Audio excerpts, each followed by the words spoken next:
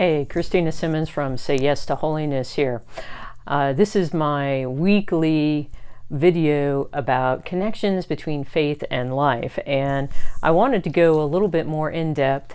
We're in the midst of the 40-day Say Yes to Holiness Today challenge, and we've been talking about the sacraments, living that life of grace, and in particular reconciliation, and coming to reconciliation frequently, not just so we can be forgiven of our sins, but also so we can be healed of the wounds that sin have caused in our lives. And that's brought up the discussion about how can I forgive? And so I just wanted to give you 4 ways that you can get better at forgiving. And it's using those 4 keys that I've talked about several times before, the 4 keys to life and faith that can help you. And that's to listen, to learn, to love, and to live. And how does listen come into play when we're trying to figure out how can we forgive? And first we need to listen to Jesus's call to forgiveness. He tells us that we need to forgive. Peter asked him, Lord, how many times do I need to forgive my brother when he sins against me? Do I have to forgive him 7 times? And Peter thought he was being really generous with that. And Jesus comes back and says, no, not 7 times, but 77 times, So almost an infinite number, because 7 is that fullness. And, so what's important is that Jesus calls us to forgive. So we need to begin by remembering that the forgiveness that we receive, is going to be in direct correlation with the forgiveness that we give others. So if we're holding on to something, then we're not going to be receiving as much forgiveness for ourselves because we're holding back. Remember, Lord, forgive us our trespasses as we forgive those who trespass against us. And in that way, what's important is that we need to be forgiving others, just as Jesus tells us to. So we need to listen to the call to forgiveness. Then we need to learn how to forgive. And this is something that we have to practice, number 1, but then also we have to learn that we are not capable of forgiveness. Rather, God is. So it only is when we call upon God and we rely upon Him that we will truly be able to forgive. This is how we learn to forgive. We look and we see that forgiveness truly is divine. The reality is that sometimes forgiveness really is beyond us. We've been wounded so badly, we've been harmed, and maybe it's just too big of something for us to forgive. So we really need to call upon God to remember that it's not from our own resources that we forgive, but rather it's from the depths of God's mercy.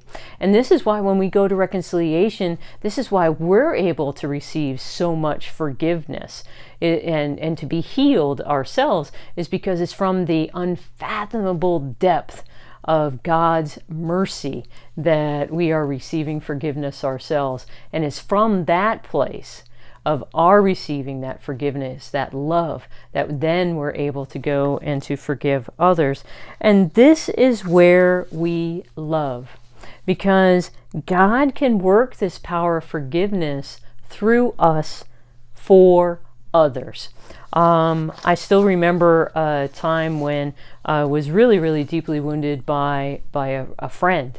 And I was really having a hard time forgiving. And I had a really good friend, another good friend, who asked, do you want this person, to go to hell?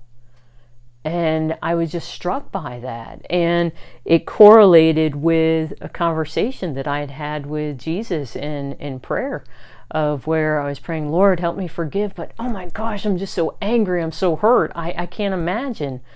And he asked me the same question. He said, do you want me to send this person to hell? And I was like, no. And that is where God's power of forgiveness can work through us. towards others. So was I able to forgive right away? No.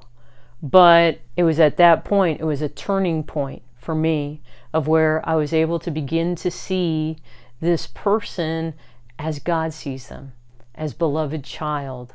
And even though this person had hurt me profoundly, deeply, it was something where I was able to pray for them. And I still do. I still pray, for these friends. So, but that's how we live it.